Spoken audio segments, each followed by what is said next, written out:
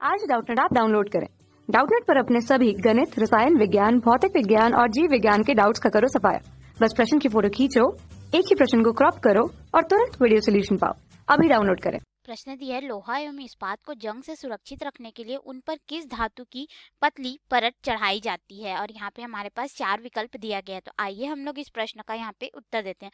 लेकिन उससे पहले हम लोग देखते हैं कि जो लोहे में जंग लगने की प्रक्रिया है ये क्या है। ठीक है, तो जैसे कि लोहे का टुकड़ा होता है, आपने बहुत बार देखा होगा, जब लोहा जो है शुद्ध रूप में होता है तब वह चमकीला होता है। ठीक है, और इसको हम लोग अपने प्रयोग के लिए औद्योगिक स्तर पर क्या किया जाता है, इस पे कार्बन मिलाया जाता है और भी तत्व मिलाए जाते हैं ताकि इसको हम लोग कठोर बना सके, और इसके बहुत सारे हमारे दैनिक जीवन में प्रयोग होते हैं। ठीक है, तो इसको कठोर बनाने के लिए ऐसा किया जाता है।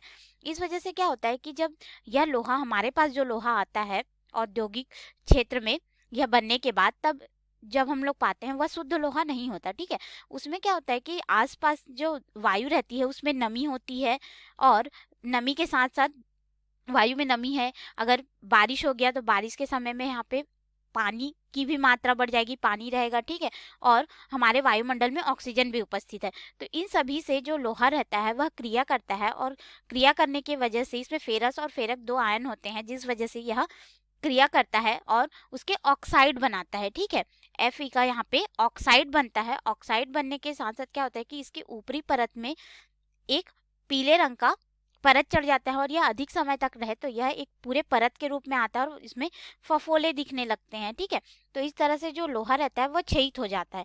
तो इसको क्षयित होने से बचाने के लिए हम लोग क्या करते हैं, इसमें गैल्वेनाइजेशन विधि लगाते हैं, यानी कि हम लोग इस पे जिंक की पतली परत चढ़ा देते हैं। ठीक है, पतली परत को हम लोग किस विधि से चढ़ाते हैं, गैल्वेनाइजेशन बोलते हैं।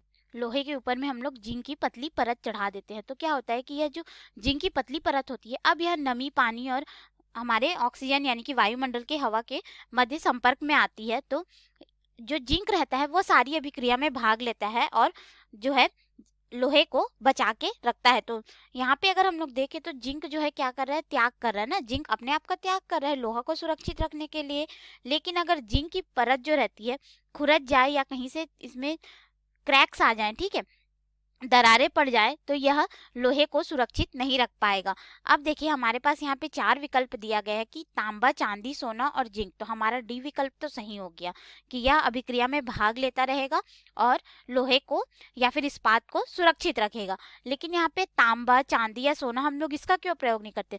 तो तांबा भी जो रहता है सामान्य वायु में अपने ऊपर में ऑक्साइड की एक परत आ जाती है। ठीक है, इसमें कॉपर ऑक्साइड की, यानी कि ऑक्सीजन से क्रिया होने के पश्चात, इसलिए आप लोगों ने यहाँ पे देखा होगा तांबे में एक हरा रंग का परत दिखाई देता है अगर इसको हम लोग खुले में छोड़ दे तो। ठीक है, चांदी और सोना जो रहते हैं यह बाहर के वायुमंडल से उतना ज्यादा ये लोग अभिक्रिया नहीं करते, लेकिन इन दोनों को हम लोग परत चढ़ाने के लिए इसलिए नहीं प्रयोग करते क्योंकि यह बहुत हमें महंगा पड़ता है। ठीक है, जिंक की तुलना में हमें महंगा पड़ता है, इसलिए हम लोग जिंक का रखते हैं, और ये हमारे बहुमूल्य धातु में आते हैं।